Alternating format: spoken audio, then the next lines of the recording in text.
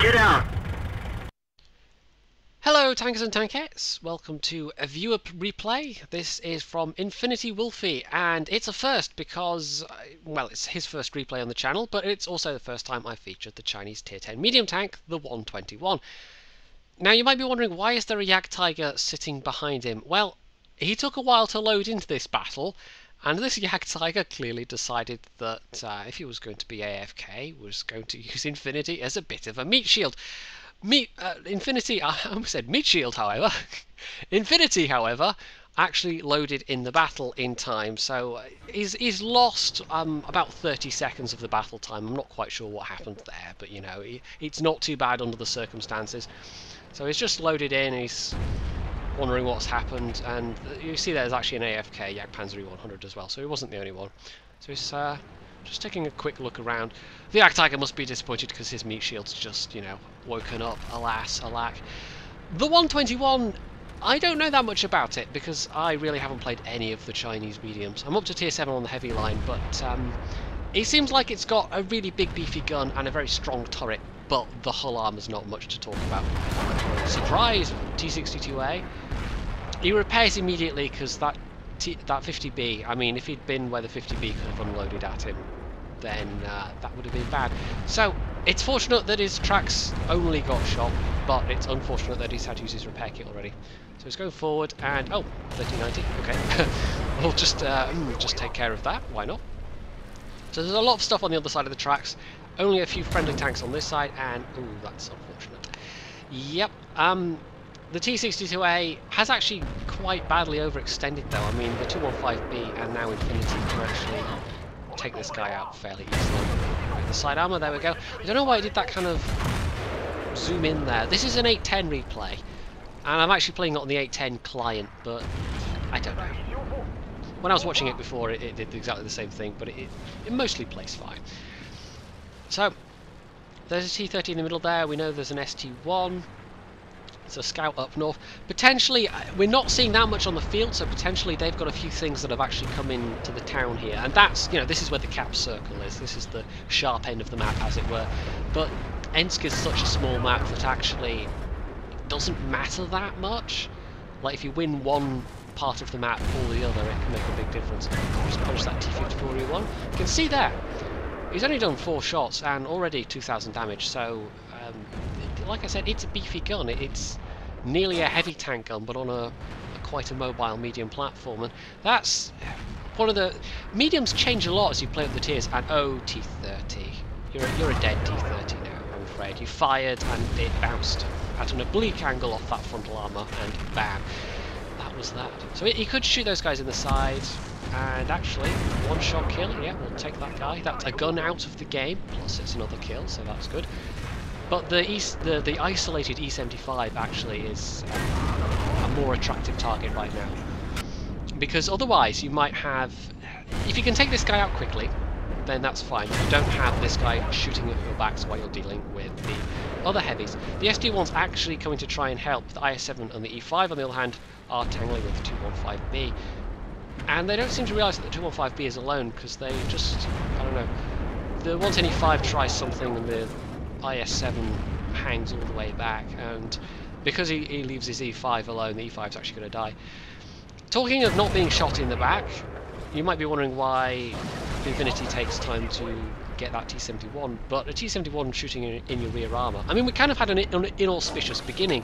He took a while to load in, and then he had to use his repair kit really quickly, and then he got shot a bunch of times, well, twice, but it was enough to take him down to 60% health. And that IS-7's repaired, and he tracks him again. Oh dear.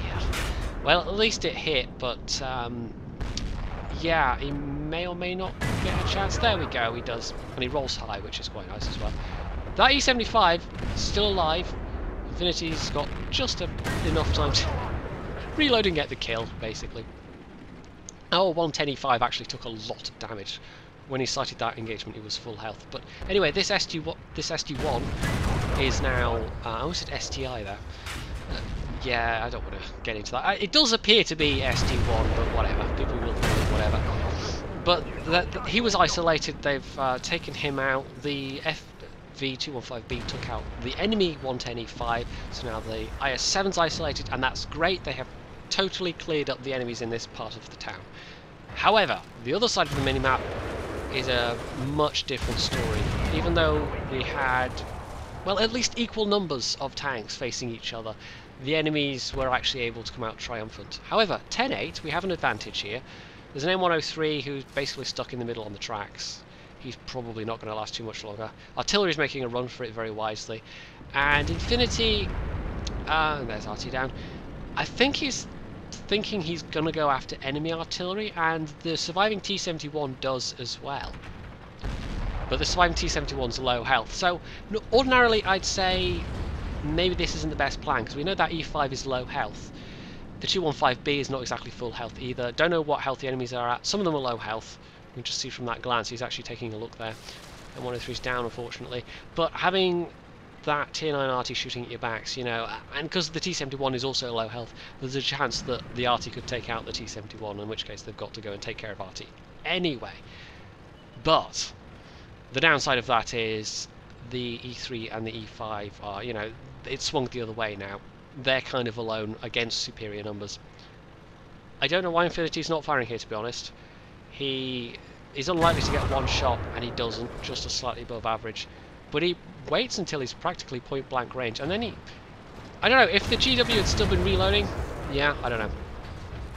And the T-71 gets the kill secure, which is fair enough, because, you know, he's had some pretty low health kills as well, but it's not like he hasn't also been doing the damage. We're over 6,000 damage at this point, and he's got a top gun. The E5 is down, and he was at one shot, so that's not surprising. The E3's still got a bunch of health, but he's facing a lot of opponents. Now, crucially, they are actually all low health. So, T-57 Heavy, very, very high priority target. You can see there, Infynity is actually going to his heat shells now, because these shells have to count. This damage really has to, you know, it has to go in, it has to do, you know... The shells have to connect, and he has to get the kills, and, you know, if he's got any chance of pulling this back. And there we go, 268 down, who gets a bit butthurt, because, you know, he was having heat fired at him. But, you know, in this circumstance, honestly, if someone's got premium shells left, you've got to do that damage. Oh, well, he was totally firing on the move. He was not at all going to stop and aim that, so, yeah. That's unfortunate it didn't connect, though. 7,000 damage. And the E5 is not quite a one-shot, the Yak Tiger is. Oh, that's unfortunate, he's taking a hit, but he does one in return. Potentially now the E5 is a one-shot, but maybe not, it all depends on RNG for that. The Yak Tiger on the friendly Yak Tiger is a bit butthurt. The 215B at least is trying to be, you know, was advising caution. He's trying to be positive. He's like, you know, we can do it, we can do it. I don't know which way I'd have been feeling if I'd have been on the rest of the team, but it's one of these things where it's just, it's hard to tell. I mean, this is a very tricky situation. As long as he doesn't take a hit from the Yak Tiger, then he's fine. The E5 can't one-shot him, but he can only afford to take one more hit. There we go. Takes out the Yak Tiger. And he's only just been lit up, so they didn't actually spot him up until that point. E5's going to come forward, and this is almost going to be a battle of the reloads at this point. Oh, in the tracks, unfortunate, because the E5 doesn't have great side armor. If that had penned, it would have been really useful. Now, Infynity doesn't really try and side scrape at any point, and I don't know if that's just he knows the tank better than I do, if it's just that the side armor is such garbage. Oh, lower front plate, and he gets set on fire. And that shot bounces. That's bad. Okay, I mean, it was always going to be that he could afford to only take one shot, I suppose, but that was nasty. And the E5 is going to take one more to hit kill as well. So it's like I said, a battle of the reloads, and bam, there we go, into the lower front plate. 8,000 damage and a Pools medal. GG. I mean, he said in his description that that was basically his best game ever. Is probably his highest XP. It might not be his highest XP actually, but I would say if you were going to say to someone, you know, this was my best game ever, it would have to be It would have to be fairly good. That's a fairly high bar to set. And actually, no, I think that does qualify as a best game ever for somebody. I'd be happy with that result. 8,500 damage in a tier 10 medium, nearly 1,600 base XP, and a Pools medal to go along with the top gun. Yeah, that's a result I think anybody would be happy with. He didn't really make much profit, but you know, he fired a lot of shells there, so it's not surprising. Most of his shells actually connected though. 29 shots fired, 28 hits, 26 pens, and that's why it's 8,500. A lot of those were there were one or two that were quite lucky shots, but there were some that, you know, he obviously has a decent knowledge of where to shoot enemy tanks, and with this amount of penetration as well, I mean, it's basically heavy tank penetration. You don't have to worry too much. As long as you know, there are always going to be some tanks where you need to know specific weak spots, but once you start to get more penetration, it matters a bit less. I almost said it latters a bit mess, but yeah, that's part of the course for my brain. So that was a pretty good match, I thought. That was, I don't know, it had an inauspicious start, and then it just steadily, it was one of those ones where it's not, it was high damage and it got a bit kind of, you know, edge of the seat towards the end, but I don't think it was ever really, I wouldn't say that was a high octane match. I would say that was more of one of those ones where you just keep chipping away and firing and moving and maneuvering and getting around the enemy and just stealing away their health one shot at a time. And it was a good map for it in terms of being able to go around and drop off their radar or pop out from somewhere unexpected.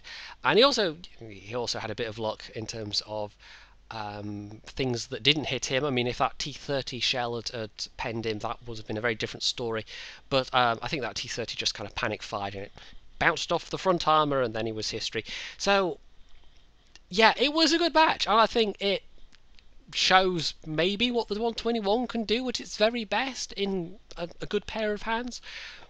Players of Chinese mediums might want to correct me on that. I don't know. Maybe this is nothing like the regular style of the 121 or the kind of more normal style, but I still think it's a pretty good match all the same. And a Pools medal, 8,500 damage. I don't think anyone can really disagree.